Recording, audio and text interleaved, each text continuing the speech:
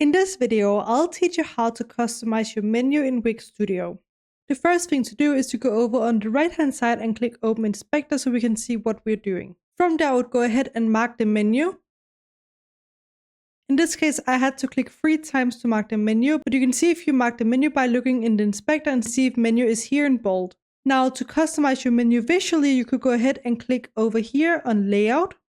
And as you can see, you could, for example, go ahead and choose something like a hamburger menu instead of a navigation bar. You could also go down and customize all of these different settings to your liking. And if you'd like to add something like animations to your menu bar, you could go ahead and click on settings over here as well. And as you can see, you have a few different animation options. So these animations would appear when people hover over your menu in Wix Studio. If you want to manage your menu, you can go ahead and click over here. This allows you to, for example, add new menu items, or you can also go ahead and delete any menu or pages that you don't want to show over here by clicking over on the 3 small dots here and click Remove from Menu.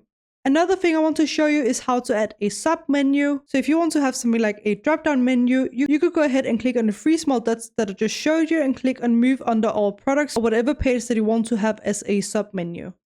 As you can see, I just moved sunglasses under the All Products section here, and now we have a drop-down arrow right here so people know that there's a drop-down menu. Once you've done that, you can also go back to the layout option here.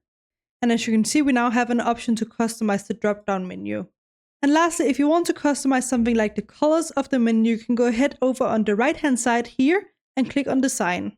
As you can see, you have loads of customization options to go over. I'm not going to cover every single customization option right now, but I just want to show you all the options you have to customize your menu in Wix Studio.